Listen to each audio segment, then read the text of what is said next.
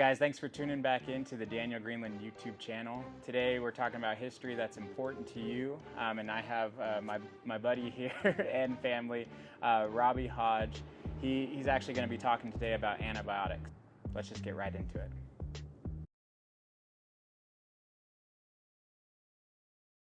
You obviously are a fan of the channel, this guy. And you know that basically I do a lot of history. Specifically, I ask people what part of history is most important to them in some of my playlists. And so I think I'll just kind of start off there. Robby, what part of history is most important to you? I was thinking about it a little bit. I was thinking maybe not the most important to me per se, but I think it's pretty important to like humanity is and I think it's like progressed humanity is like the invention of antibiotics. Oh, you know what I'm saying? Going medical on them. Okay. Yeah. That makes sense with your background. Antibiotics, I just right off the bat, I think antibiotics are progressively maybe causing more harm, but why do you think they're most important? Well, think about like at any time in your life when you've taken antibiotics, think about your knee surgery. Okay. You think you pointed at the wrong knee, but whatever. One of them. Yeah. You know, you think you would have made it out of that OR and home recovered all right? Not thinking about how dirty hospitals are, probably not. Yeah. So I took some antibiotics to make sure that I didn't. Okay. Yeah. I mean, just like think about like all the different times in your life where you've probably had to. Like the odds are you wouldn't have made it past one of those times. Okay. You're working in the NICU specifically. Do these tiny babies, do they take any form of antibiotics if they ever have a problem? Yeah, they usually it's we do it preemptively. Oh, okay. Like in case they're going to need antibiotics or in case they have any type of infection. We just treat it before it becomes bad. Okay, so in the NICU, what do you specifically use? For like general prophylaxis, there's ampicillin and gentamicin used. Okay, and what are those, if you could explain it? They're just like broad spectrum antibiotics, so they'll treat whatever, any type of bacteria that's potentially there. Yeah, so, like I said, I automatically wanted to argue with you and say, like, you know, because we're killing all this bacteria, antibiotics, do you think, and I just have a really not a broad education on this at all. I am going to research it, but would you say that eventually antibiotics will become useless because we've killed all this Talking bacteria? about like antibiotic resistance? Yeah. That's like the scary thing, I think, is we have to use them wisely, like correctly, so that we don't run into that situation where, like, if that were to happen and we have superbugs or antibiotic resistant bacteria like everywhere, that would be pretty scary because you could go get a cut or something, scratch on your leg out hiking, that could do you in. There's nothing to treat it with then. You specifically have two kids, and if it's okay for me to say, one of your kids is about to have a surgery. Yeah. Are you going to be closely paying attention to what they use and how they do it, or what are your interests when it comes to your child's hip surgery? Yeah, so usually, I mean, I know that they most likely will.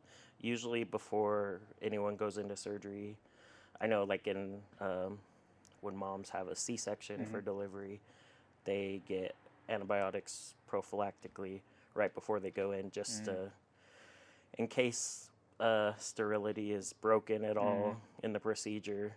Which it easily can be. Yeah, it's possible. It happens. That way they're covered a little bit, because like you can go septic and die pretty quickly. I've seen it happen. Like you think that urinary tract infection is just a urinary tract infection. It could take you out pretty quickly. Oh yeah, and I've seen people just in my own family on the cusp of that. Yeah. They didn't get it like under control. It's a hard question to ask, but I'm wondering, do I have any worries with antibiotics at all? Because I wasn't worried about it before this conversation, but now, like, I go into a hospital, do I have to worry about like telling them what antibiotics I used in the past, or anything like that, to be most resistant to any infection? Right. So, like, there's a few ways you can help stop antibiotic resistance. That's by finishing your full course of antibiotics. Okay. That way you're not letting some of the bacteria that have become immune propagate and grow. The big thing for healthcare providers is to ensure that they're not prescribing antibiotics when antibiotics are not needed. Okay. That's the thing, like in the medical field, that's talked about. Because in the past they were just given out all the time. Here, you take an yeah. antibiotic. Okay. You have a cold, which is a virus. Take some antibiotics, which does nothing. So the patient needs to make sure that they're following the instructions. Okay. Take them all. That's probably the biggest cause of superbugs. I mean, yeah, like if you know anything about like how like natural selection sort of deal, like that would cause it right there. And then from a provider standpoint, make sure you're not always prescribing it. Okay. Yeah. Well, that's super interesting. I didn't think I didn't know what you were going to bring up today, so that's pretty interesting. I'll do some research, but I think you pretty much got a hold of like every viewpoint. So thanks for coming on, and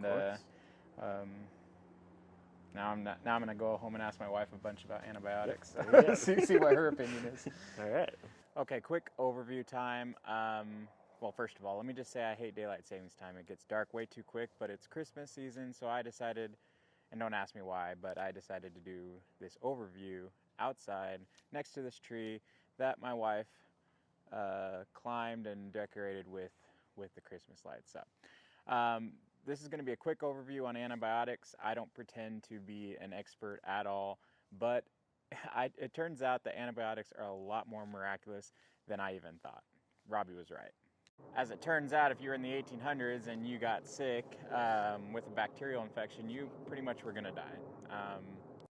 There is seriously this frickin' helicopter like 100 yards from here just frickin' hovering. I hope it's not affecting the audio or I'm going to be pissed. Around 1865, Joseph Lister was the first modern recording of using an antiseptic, and this was like a period of time where they first even started to realize that it was important to prevent bacterial infection. Years later, a German scientist, Paul Ehrlich, I can't frickin' speak, Ehrlich, he researched dyes and stains. I had to read it, sorry. He researched dyes and stains, and he actually discovered that certain dyes stained bacteria but not human cells. And so that immediately he thought, like, well, what if I could create something that would kill bacteria cells and not affect human cells? So what great discovery did he find? He actually found an antibiotic that was a compound from sulfur, I believe, that was an anti-syphilis antibiotic. So that was pretty good for people who had syphilis. 25 plus years later, this guy, they always have hard names, Gerhard Domach. I hope I'm saying that right. In 1941, he created Prontosil, was actually an antibiotic for strep throat. It turns out sulfur, changed around different compounds, actually provide a wide variety of different antibiotics, but they weren't like the strongest ever antibiotics. They had their problems. But the big boys, penicillin, You've heard that before. That's when antibiotics really became in wide use around 1945. And the guy who discovered penicillin was a Scottish physician named Alexander Fleming. Everybody's heard of that name. I would think even I know it. So he actually from what I read, he discovered it on accident. He went on vacation. He had some petri dishes, and one of the petri dishes wasn't completely closed. And so guess what formed in the petri dish? Mold. So not only did he notice that there was mold in the petri dish, but he noticed around the mold that what was he studying? He was studying Staph aureus. So that bacteria around the mold was dead, and so he's like, "What is in this mold that is killing this bacteria?" Long story short, he meets up with a biochemist and a pharmacologist, and they derive penicillin from that mold. And the rest is history. We've developed so many other antibiotics, and there was actually like a golden age where we're just discovering. But after the 70s, we haven't really discovered many other antibiotics, which what we brought up in the interview. What about these resistant bacteria? When we don't finish our antibiotics, that's actually becoming a big problem. So Siri said, according to Helio News, antibiotic resistance causes 1 death every 15 minutes in the United States. Let's read a little bit further. So according to the WHO, or the WHO, can't read, World Health Organization, if we don't get this under control, and I quote, drug-resistant diseases could cause 10 million deaths each year by 2050 and damage to the economy as catastrophic as 2008-2009 global financial crisis. So, needless to say, I think, we're probably pretty much done with antibiotics. That's an over... I'm making light of a very serious thing, but I really hope we discover new things to combat bacterial infections rather than just antibiotics, and I think that we are. That is something for you guys to research. I hope this history is important to you, and I hope it's eye-opening, because I really didn't think it was that serious, but Robby brought up a good point, and I'm glad I had the chance to research this from his interview.